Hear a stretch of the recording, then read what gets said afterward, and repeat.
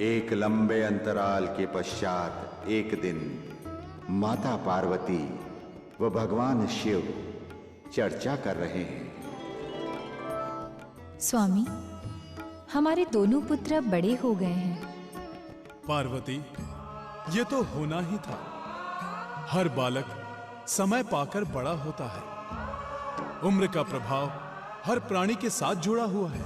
स्वामी, हमारे दोनों पुत्र विवाह योग्य हो गए हैं। अब हमें उनके विवाह के बारे में विचार करना चाहिए।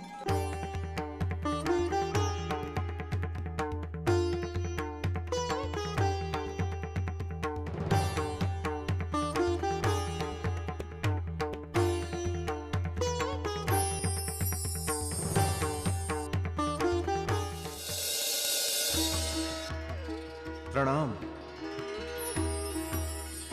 आज मैं ये क्या देख रहा हूं? सदा आत्म समाधि में लीन रहने वाले पिताश्री और कैलाश धाम की व्यवस्था में व्यस्त रहने वाली माताश्री में आज क्या चर्चा हो रही है?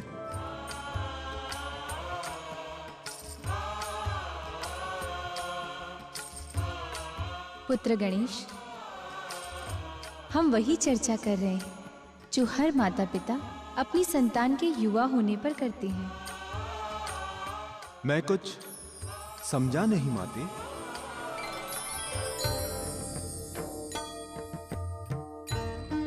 वत्स गणेश, तुम्हारी माताश्री तुम दोनों भाइयों के विवाह की चिंता कर रही हैं।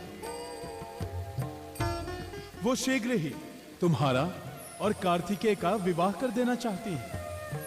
हे माताश्री, हे पिताश्री, आप मेरी ओर से चिंता मत करिए। अर्थात? माते, जिस कारण से मेरे माता पिता चिंता में पड़े हैं, मैं वो कारण ही समाप्त कर देता हूं। पुत्र गणेश, ये तुम क्या कह रहे हो? पिताश्री, मैंने ये निर्णय कर लिया है कि मैं विवाह नहीं करूंगा।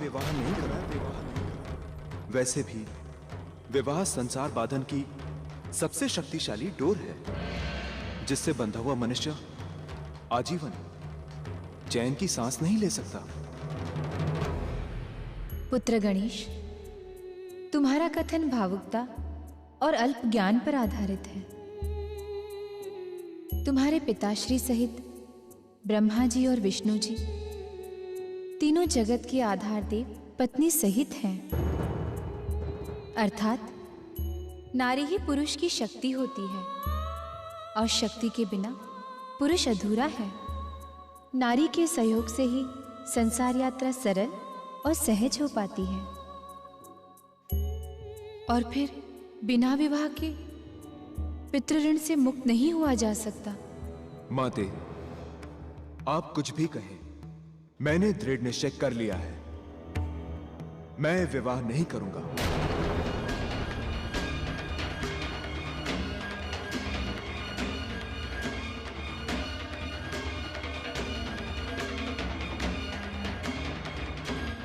प्रणाम।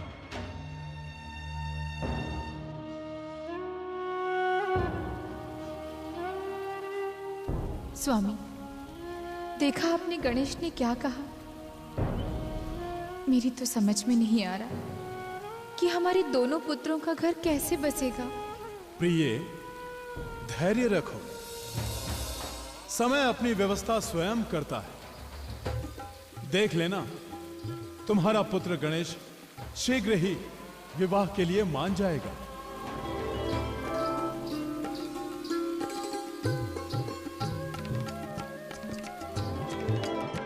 ओम नमः शिवाय।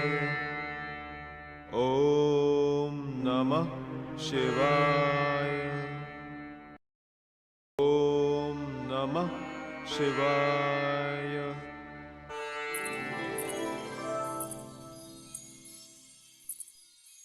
ओम नमः शिवाय।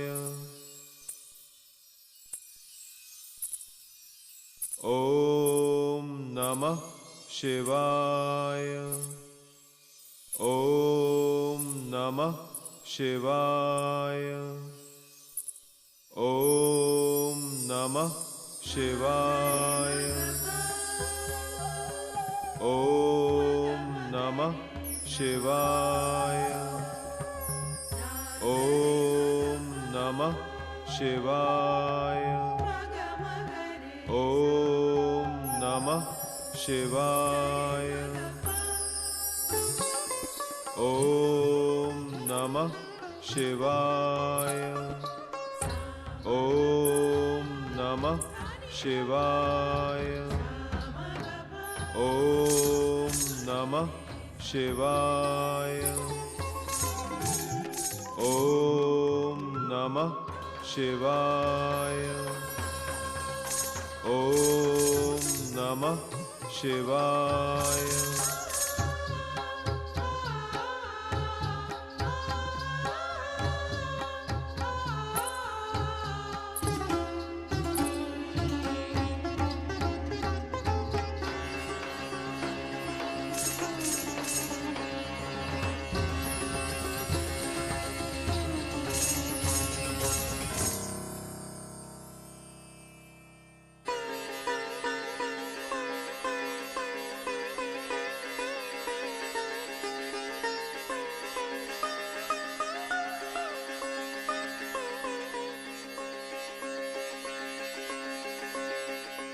देवी, तुम कौन हो और यहां क्यों आई हो?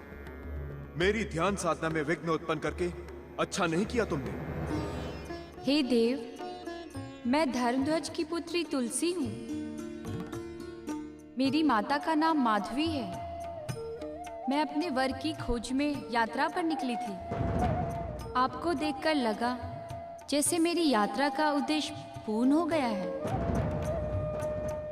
अद्भुत तेज, सुदृढ़ शरीर, ध्यान में तल्लीनता और अद्वितीय सौंदर्य। ऐसा लगता है जैसे विधाता ने एक पूर्ण पुरुष घड़कर यहाँ बिठा दिया हो। देवी, तुम ये सब क्या बोल रही हो? मैं वही बोल रही हूँ जो एक नवयौवना को एक पूर्ण पुरुष के सामने बोलना चाहिए।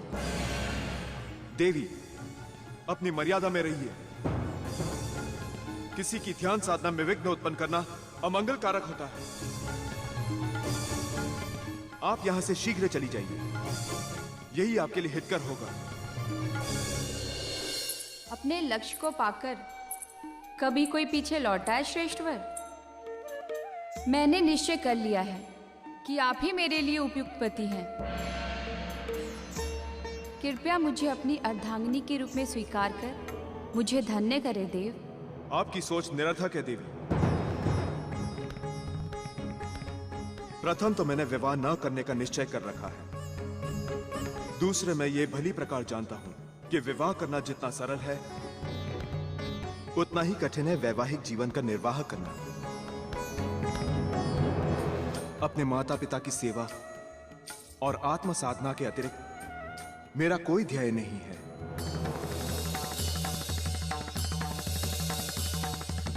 आप यहां से चली जाइए और अपने लिए कोई अन्य वर ढूंढें। कैसे पुरुष हो तुम? एक नवयौवना के प्रस्ताव को स्वीकार करने का सहज प्राकृतिक धर्म ही नहीं जानते हो? एक आतुर नारी की मनोकामना को ठुकराकर तुमने प्रकृति विरुद्ध और धर्म विरुद्ध कार्य किया है। बात अविवाहित रहने की नहीं है। तुम वैवाहिक जीवन के उत्तरदायित्व से डरकर विवाह ना करने का कायरतापूर्ण प्रलाप कर रहे हो। मेरी ये घोषणा है कि तुम्हें विवाह अवश्य करना पड़ेगा। और स्मरण रहे, मेरा यह वचन कभी मिथ्या नहीं होगा।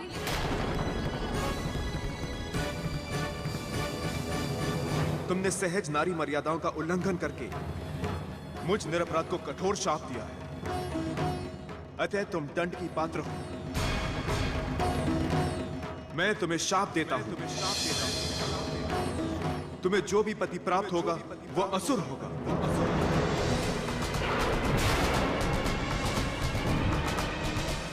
कालांतर में तुम्हें वृक्ष बनना पड़ेगा,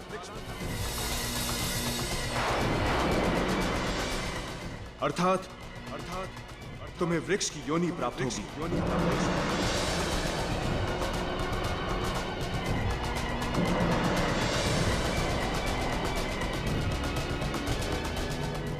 देव, मुझसे अपराध हो गया है। मैंने कामना के वशीभूत होकर आपको कठोर वचन कह डाले। मुझे क्षमा करे देव। आप तो स्वयं विघ्न हरता है। आपने जो मुझे शाप दिया है उससे मुक्ति देकर मेरा कष्ट निवारण करे देव। हे भगवान, ये मैंने क्या कर डाला? देवी, तुम्हारे पश्चाताप और शुद्ध अंतःकरण से क्षमा मांगने पर मैं तुम्हें क्षमा करता हूं। मेरा शाप तुम्हारे लिए वरदान बनेगा। तुम कालांश में भगवान विष्णु की प्रिय बनोगी। वृक्ष वनस्पति में सर्वश्रेष्ठ तथा पूज्य मानी जाओगी। श्री हरि की पूजा तुम्हारे बिना पूर्ण नहीं मानी जाएगी। पृथ्वी लोक में तुम मनुष्य के तन, मन और आत्मा को पवित्र करोगे। और हां, तुमसे जो मेरे प्रति बड़ा अपराध हुआ है, इसीलिए सदैव तुम मुझसे त्याज्य रहोगी।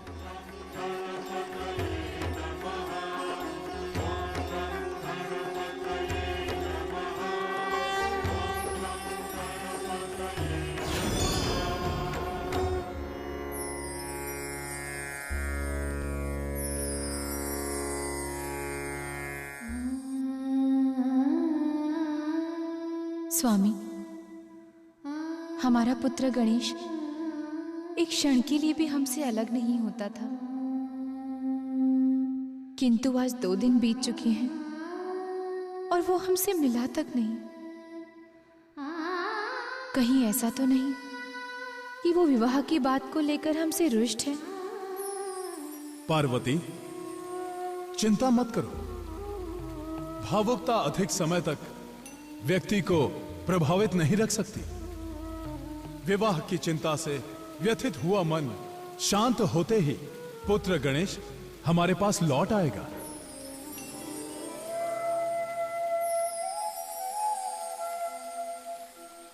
हे पिताश्री, हे माताश्री, ऐसी क्या बात हो गई है भ्राताश्री से? कुछ मुझे भी तो बताइए।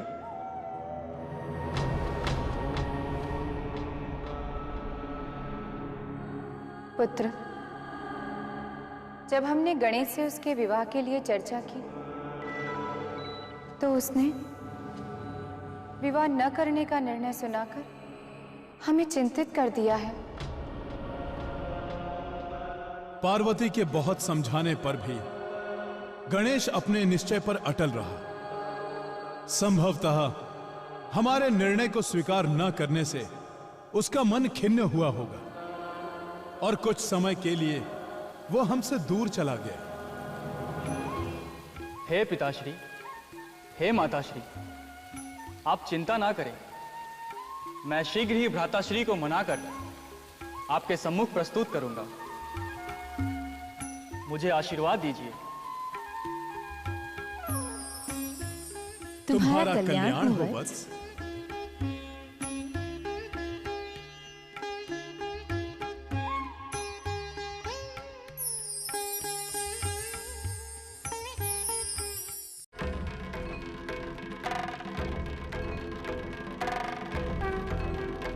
प्रणाम भ्राताश्री। आयुष्मान भव। भ्राताश्री, आज यहाँ चिंतन मुद्रा में आप अकेले कैसे बैठे हैं? आपकी अनुपस्थिति में माताश्री बहुत चिंता कर रही हैं। भ्राताश्री, कोई विशेष समस्या आ खड़ी हुई है जिसने आपको इतना चिंतित कर रखा है? भ्राता कार्तिकेय, मैं तुम्हें क्या बताऊं? तुम्हारे आने से पूर्व मेरे साथ एक विचित्र घटना घट गई। ऐसा क्या घटित हो गया भ्राताश्री? तनिक मुझे भी तो बताएं।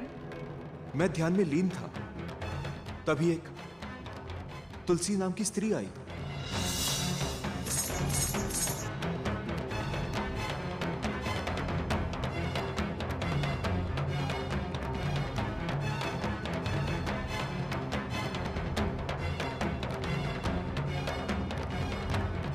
मेरी ये घोषणा है कि तुम्हें विवाह अवश्य करना पड़ेगा।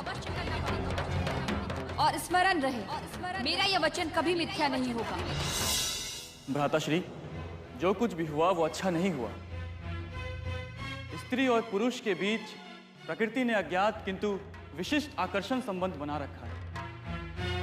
यद्यपि कोई भी स्त्री स्वयं अपनी ओर से संबंध बनाने के लिए आगे नहीं आती, लेकिन यदि ऐसी स्थिति बन जाए तो नीति के अनुसार उस स्त्री की मनोकामना को पूर्ण करना ही पुरुष का नैतिक कर्तव्य बन जाता है। कार्तिकेय, तुम्हारा तात्पर्य यह है कि मैं तुलसी से विवाह कर लेता? भ्राताश्री, मैं विवाह के लिए नहीं कह रहा। मेरी दृष्टि में तुलसी के मन को जो आपने ठेस पहुंचाई है वो उचित नहीं है। तुम्हारा कथन उचित हो सकता है कार्तिकेय, किंतु तुलसी ने तो अपनी स्त्री मर्यादा का उल्लंघन ही कर दिया। जिस प्रकार यह दृश्य प्रकृति अपने मौन और मर्यादा में रहती है, उसी प्रकार यह आवश्यक है कि नारी अपने स्त्री सुलभ शील संकोच की रक्षा करें। इसी में उसका हित सुरक्षित है। शील की मर्यादा में रहना ही नारी का रक्षा कवच है, और जो नारी इसका उल्लंघन करती है वो नारी दुर्घटना में जकड़ जाती है। भ्राताश्री, अब हमें इस विषय पर अधिक तर्क वितर्क न करते हुए स्थिति का विचार करना चाहिए। आपसे मेरी प्रार्थना है कि जो कुछ हुआ उसे विधि का विधान मानकर भूल जाइए और शीघ्र ही मेरे साथ माताश्री और पिताश्री के पास चलिए।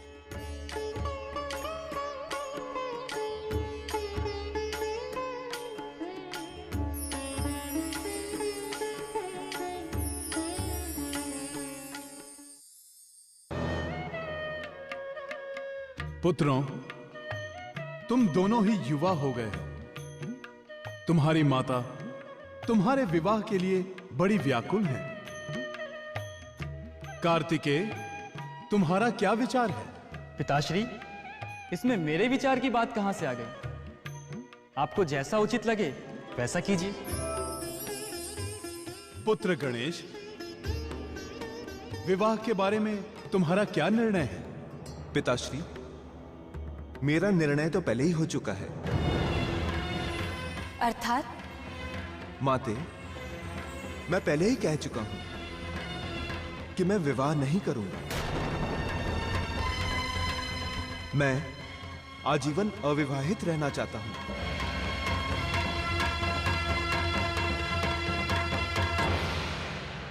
पुत्र, ऐसा कैसे हो सकता है? हर माता पिता अपनी संतान का घर बसा हुआ देखना चाहते हैं।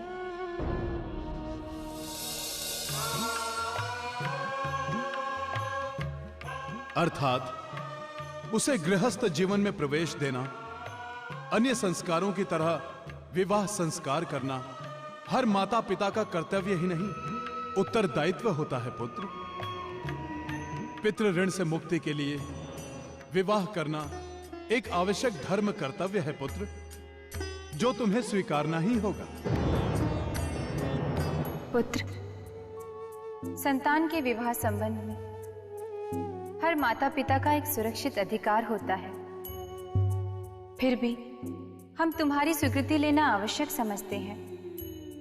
वत्स, विवाह के लिए हाँ करके हमारे मन का बोझ हल्का कर दो। बात अविवाहित रहने की नहीं है। तुम वैवाहिक जीवन के उत्तरदायित्व से डरकर विवाह ना करने का कायरतापूर्ण प्रलाप कर रहे हो। मेरी ये घोषणा है कि तुम्हें विवाह अवश्य करना पड़ेगा। और स्मरण रहे, मेरा ये वचन कभी मिथ्या नहीं होगा।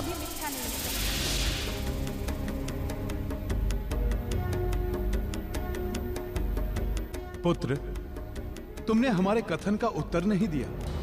पिताश्री, माताश्री, यद्यपि मेरा निर्णय अविवाहित रहने का है, किंतु आपकी भावना का अनादर मैं नहीं कर सकता। शास्त्रकारों का मत है कि माता पिता से बड़ा हितैषी संसार में और कोई नहीं है। आपके आदेश के समक्ष मेरा निर्णय कोई मूल्य नहीं रखता। जैसा आप उपयुक्त समझें वैसा करें। पुत्रों, तुम दोनों ने हमारी इच्छा का सम्मान करते हुए विवाह के लिए सहमति दी, इससे हम अति प्रसन्न हैं। हम दोनों शीघ्र ही तुम्हारे लिए सुंदर, सुशील और कुलीन वधुओं की खोज करेंगे।